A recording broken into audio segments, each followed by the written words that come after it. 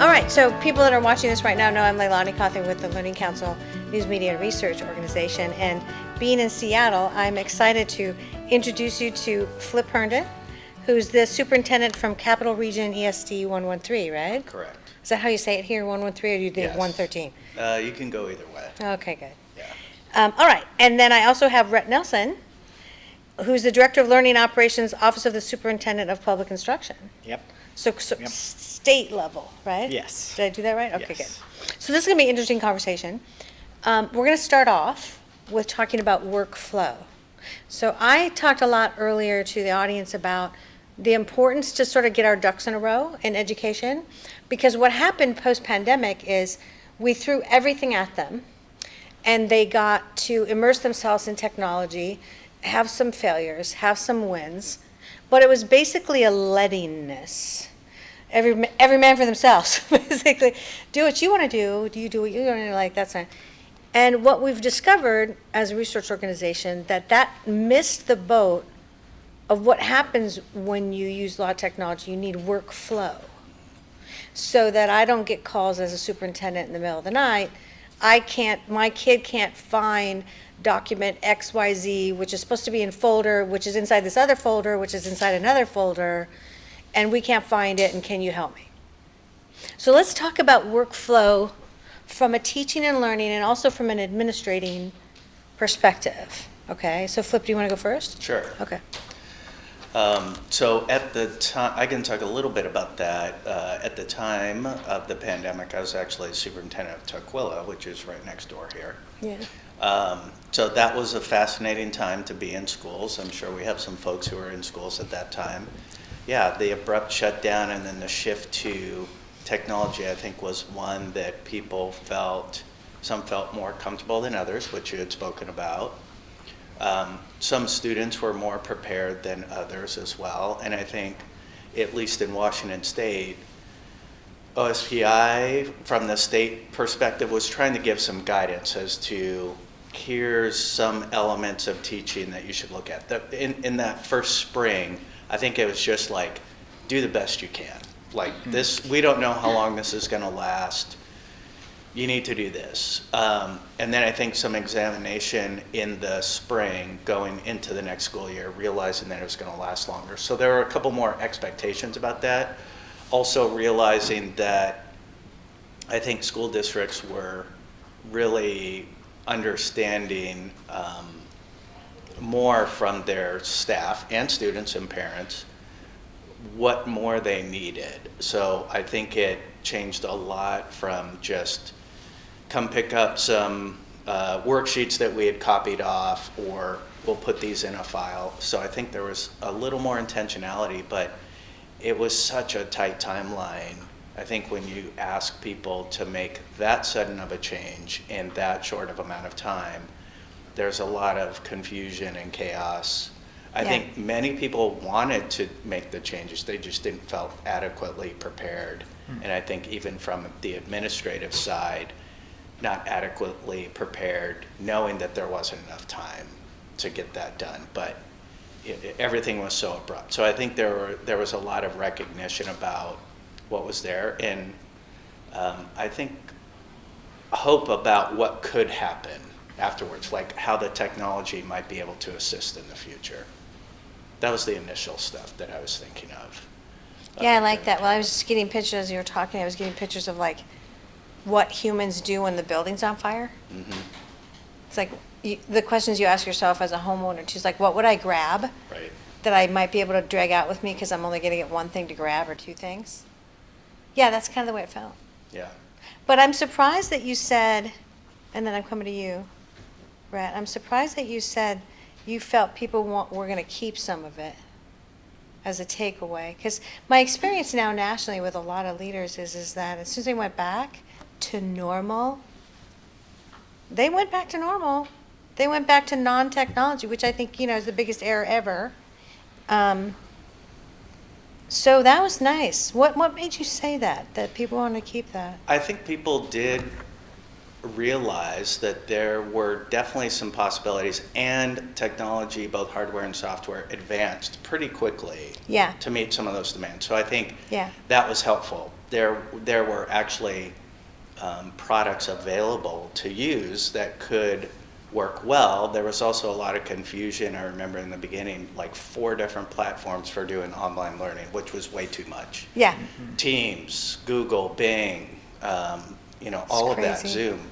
So there were a lot of things, and they all didn't work well together, and different organizations and school districts adopted different platforms. And so I think all of that eventually sorted itself out. But I'll tell you the one area that I think is most helpful, and we're continuing to see it now in our regional approach, is actually things like telehealth for mental health support for students. Nice. I think that's a huge piece. I deal with a lot of smaller and rural school districts that do not have that capacity within their particular school district. Yeah. And so I think the need for that telehealth and mental health support really surfaced a lot as humans were dealing with that. Mm-hmm. And this was a way to connect humans to humans using technology, not as its only substitute, but as an additional support. And I see that aspect actually moving forward to be quite helpful for students and families. Yeah, so there was something about putting everybody in the deep end that is being retained a little bit, yeah. Yeah. Nice. Okay, so Rhett, what are your thoughts on this workflow issue? Because you're looking at this from the state level. What are your thoughts? Reflecting on what Flip was talking about, just that massive shift that everybody had, prior to the crisis, Washington State had alternative learning experience, which is a structure to support students when they aren't in a classroom learning. And so we had that to lean on. It has a lot of regulation behind it, so a lot of districts weren't ready to jump into all that regulation. So it was sort of an ongoing work of how do we promote these practices that we know are based in good practice to support those students when they're not in the classroom. But then, knowing that districts weren't ready to do all of that for these students. So it was a tough area to navigate policy-wise to help support districts to keep learning and not get held up by those, focus on those constraints at that time. So in other words, you had an ideal scene, Mm-hmm. and you were communicating the ideal scene, but you also weren't enforcing the ideal scene because you knew they couldn't do it. Right. What kind of parts did you really get, did you think, in terms of workflow? Like, they were at least maybe trying to use some video conferencing? Yes, I mean, it Okay. varied district to district. It was all about what are their local assets, what are their local strengths, what are their local weaknesses, and how can they bridge those needs with their students. So some of the things that we really pushed on was like how making sure you're connecting with those students regularly, having some interaction back and forth so that you can they aren't falling away, they aren't feeling completely unsupported out there. And we know that it didn't necessarily work for all students either. Like there was, some students really need more social time, more interactive time. There was a lot of, even though all the technology was booming out there, everything was changing. We were massively expanding our digital networks. It still doesn't go everywhere. We have a various state, a huge state with lots of different geographies. We had people at work, my administrative assistant at the time, having to work from home. There was no Wi-Fi at her house. Like it was that the internet didn't get there, even though we're in central Olympia area. So we knew that, that it wasn't sustainable without being able to come back for some students to be able to do that. So I think that was one of those things that we needed to recognize as a state, is that we weren't meeting the needs of all students, and we needed to figure out better ways to meet those needs of the students. Think about what Flip was talking about with students coming back and that push to go back to normal. I think school districts are currently sort of seeing that that's not necessarily what families and parents and students want is that structure. Some do. And so they're trying to figure out like what is that local learning options look like? How do they provide differentiated sort of settings that have more flexibility for those students, have different ways of teaching content that isn't driven by that rigid schedule that they had prior to COVID. So we as a state are sort of looking at how districts are doing that, what's working, that's what's not working. And that's one of the big pressure points that we have is the data, right? This COVID was 2020. So like, we don't know how students are doing long term. We don't know like those students that went through that, are they getting into college? Are they being successful in college? Are they getting jobs that are paying living wages? Like, do they have those skills? We don't necessarily have that data for these students yet. So that thing of, is it working, is still something we're trying to figure out. Well, I would tell you that the one data point I can think with, and I don't know if it's relevant, and we should analyze this because we all did data analysis earlier, and that is that the data is like 45%. It's just under 50% of under 30-year-olds are still living with their parents. Now that could be an economy thing.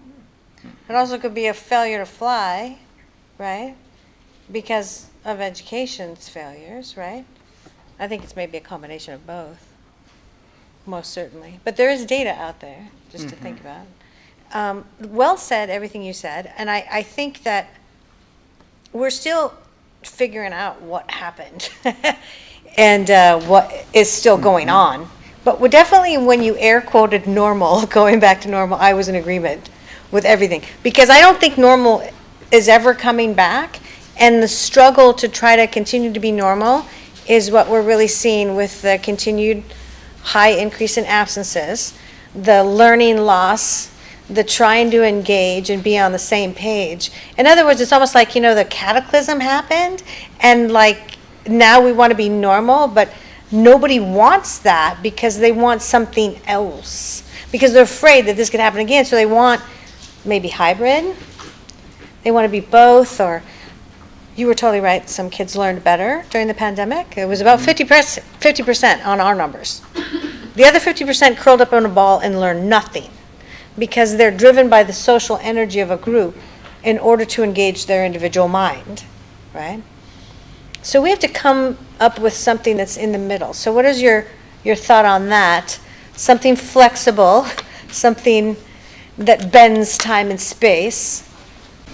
Yeah, and I think there have been conversations about how schools work and don't work for various groups of students. I think that's been going on for decades, as long as, I've been in education almost 30 years, and that was certainly the case when I was going through my teacher preparation program way back when. I know that was the case previously. We talked about this in one of our small groups that there have always been evolutions of technology that supposedly were going to be cataclysmic shifts for education. Film.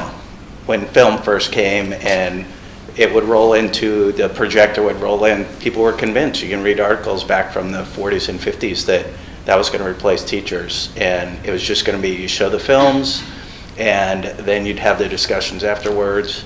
VHS tapes, cable TV, telephone, you just go all the way back and it goes on and on like that. So I think there's always been that need for more than a one-size-fits-all. I think that's always been, because that's also part of what being human is. We're not all the same. We don't all fit into the same size boxes and can't be categorized in the same way, and people shift. So I think even without the technology, just the way society has shifted every couple of generations or a generation or two, I think about 50s, 60s, 70s, 80s, 90s, they all have kind of an identity that goes along with them. Right.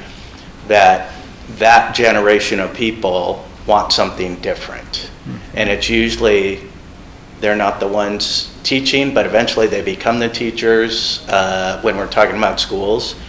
And so there is a lot of repeating the same things because that's kind of what they grew up with, so they default back to, oh, I had this teacher.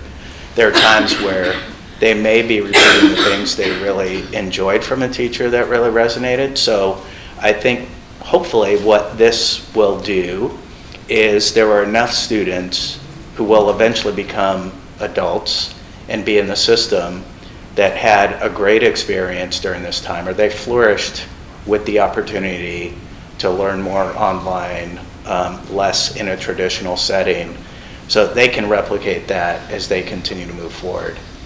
I think their online learning, as Rhett was talking about, online learning has been in this state, alternative learning experiences have been in this state for quite a while. Yeah. And to varying degrees of success. Some places did it really well, some places not so well. But I think that opportunity certainly exists now. I think there's certainly families who do that. There are more districts that I've seen, Rhett would probably know, that have started their own online programs to offer some of that. Having it into every classroom, I think they're not quite there, but I think the more success school districts see with their own programs that they develop, the more that will probably permeate throughout their own districts or partnerships within districts or within a region. So I think certainly there's fertile ground to do it, and the better the technology is that can support that, the higher the prospect of success of those things happening. And hopefully the better feedback and experience for students and families in those programs. Yeah, they're actually flexible and personalized. Right. When I'm saying flexibility, I'm really talking about the use of time. Mm-hmm. But I really liked what you said, you know, in terms of the rate of change, like you've been around long enough, because it really reminded me. It's true, you know, you're trying to change a battleship and it's like slow going in the water and the water's carrying the inertia for a really long way before you could possibly stop. You might run into the shore or another boat or whatever. It's like driving at sea, right? Mm-hmm. It's really hard. I agree with you, but then also my mind says, but what about the much shorter period of time that Amazon took over almost all retail? And the speed with which stores are closing now from other reasons. Perhaps was there an inflection and a pervading knowledge amongst people having exposure of every parent and child in America to an alternative that maybe is going to accelerate it and make it move faster? Do you feel that? In some ways, yes, because they certainly provided a model to do that, but obviously not everybody can be Amazon. And there has been quite the backlash of shop local. So yes, shop that's also local, retail, know who you're buying from. So when there's a big shift, there's also a resistance to keep things and kind of go back to something that was in the way. Plus, like Rhett was saying, sometimes the online that was given was not very good. Right. I mean, you didn't say that, I said that. Yeah. But there was an exposure that maybe was also like counter. Sure. Yeah. And as you've said, it doesn't have to be all or nothing. It doesn't have to be all Amazon and no local, or all local and no Amazon. I mean, those things can coexist. I love it. I'm going to come back to that because I want to explore that last, which is let's imagine. Sure. All right, Rhett, what are your thoughts on this, like flexible learning environment, creating that, the demand for that? I mean, I think, you know, the programs that I support, the schools that I'm working with, that's what they do, right? Like alternative learning experience, we don't say you're going to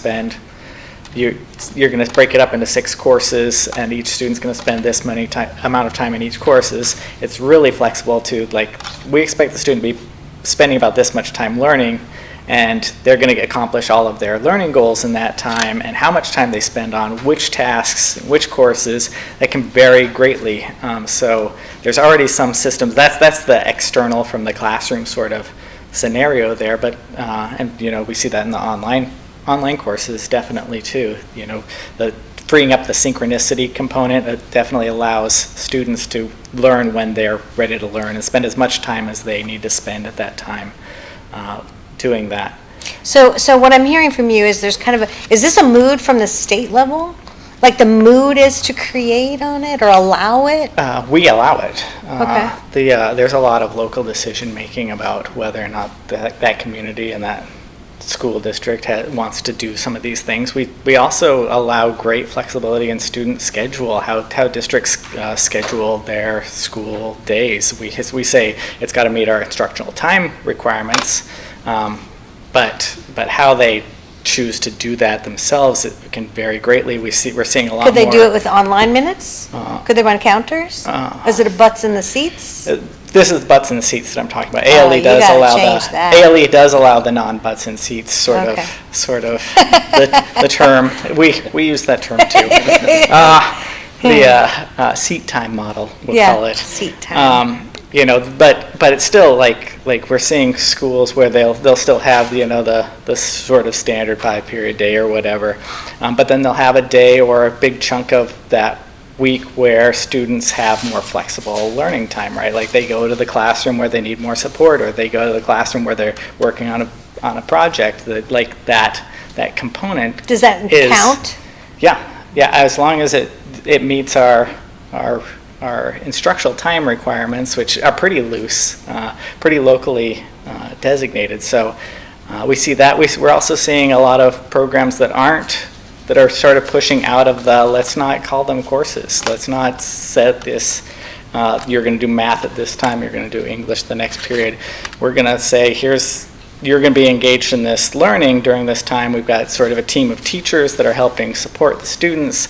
This history project is also we're going to assess it for the reading quality, the reading and writing quality. Like they can combine interdisciplinary sort of instructional models in those settings, and we're seeing a big growth in that area, trying to figure out, we've got all these, how do we get 24 credits in 4 years? Well, it turns out the state board removed time to credit requirement 10 years ago. So that course, that 1 hour, could be addressing multiple content area learning.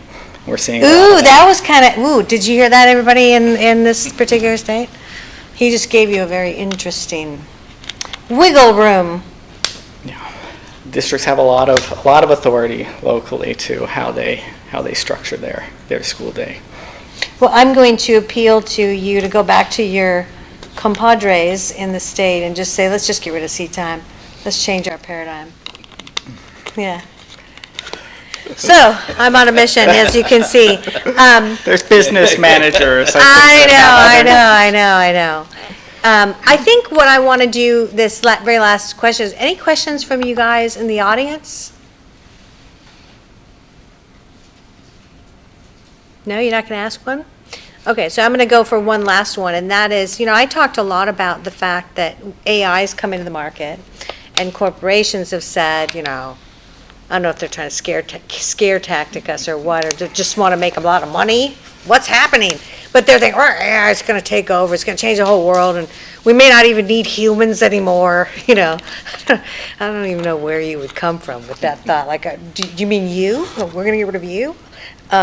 But like by 2030 is going to be a complete change, and I understand where they're coming from, because I understand how deep AI really goes. It's not ChatGPT, right? It's not this level, which is sort of like a widgety appy thing that just surfs the net, and like it uses logic and stuff like that. I think there's many levels to AI, but it caused us as an organization to go in the direction of, okay, so let's ask the question, what are we as a human? I think this is a deep, resonating question, particularly post-pandemic. Is it interesting to you, and what do you have to say about it? And I'm going to come to you on the same thing, and then we're going to wrap up, and then I'm going to release you back into the wild. Okay. Yeah, I mean, it's definitely interesting to me. It's a question that I believe a lot of people are asking themselves, just because there is a lot of fear and lack of knowledge around AI. I'm definitely no expert, for sure. Yeah. But I agree. I think it's probably more widely used than we even know about, and probably has been being used for a while. Because usually by the time it becomes a topic within society at large. It's already been in some sort of functioning for some Yeah, time. that's true. So I've thought about that, especially during the pandemic, as people were kind of forced to be inside and not interact with other people as much.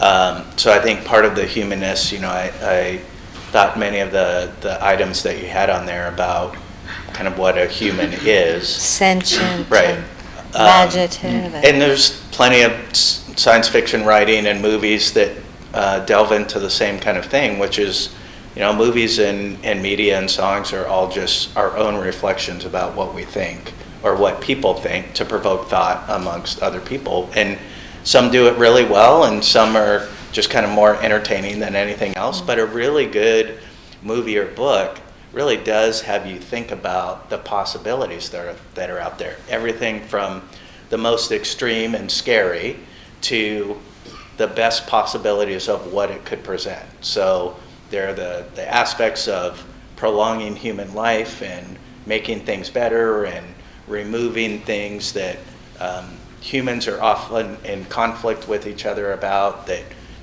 AI can just point to the solution to help us out or help fix the environment that humans didn't do such a great job with, to the most scary thing where we just basically are batteries running AI. In the You most just referenced The extreme Matrix. That was good. I That was thought good. you'd like that. Yeah, that was awesome. So I think it's always a relevant question to talk about that, not even just in the face of the evolving use of AI, but just how we interact with each other as humans anyway. Whether or not you want to put it within the context of technology and humans, but just human to humans, I think that's also been a topic of writing and reflection for a long time, is just really understanding ourselves. I think humans are always doing that, trying to understand their relevance within time and space and the context of the world. So I think that won't go away. There'll always be people helping us reflect on that. I hope so. Yeah. I 'Cause hope it's so kinda too. fun. It is. It's great. All right. So, Rhett, what are your thoughts on that? AI is here, and what do we do? Ditto, obviously. No. I think the human to human component that Flip mentioned really resonated. Sort of that our education system is teaching humans, right? And you need humans to help facilitate that learning. Thinking about all those things you mentioned about what makes us human that AI doesn't capture. The what a teacher does in that class time might look different, right? But there's a lot of things that students need and need to communicate that needs to be heard by people and processed by people. So that's what I would say about it. We have those sophisticated learning management systems out there that some districts really trust them, right? And they don't meet the needs of every student as on their own, right? So there's definitely a need for that teacher to be there talking to the student, figuring out where they're struggling, figuring out what are the right supports for that student, fill in those gaps that at least existing AI can't do. Mm-hmm. Well said. And I totally agree with you. Because when we are experiencing life, we're certainly not performing for the camera that no one's going to see that picture ever, or that film that we just made. We're performing for other humans. We could care less about the machine. The only reason we take an Instagram is so that other people will see it, right? Not for the sake of the Instagram, right? Is that right? Yeah. I completely agree. Well, this has been an interesting conversation, and it's been really interesting to come up here. It's a beautiful place, and the food was very good. I am just saying. I enjoyed myself immensely. So I want to thank you, Flip. Yeah, you're Thank you welcome. for being here with us today. Yeah. And Rhett, you too. By the way, your name is evoking a famous movie. I'm just saying, Rhett. I won't say the line. I won't say the line. Okay, to my listeners out there, I think you can understand where his name would come from. So, Rhett, thank you very much. Thank you, Flip. And thank you, everybody else, for being here with us today. Thank you very much.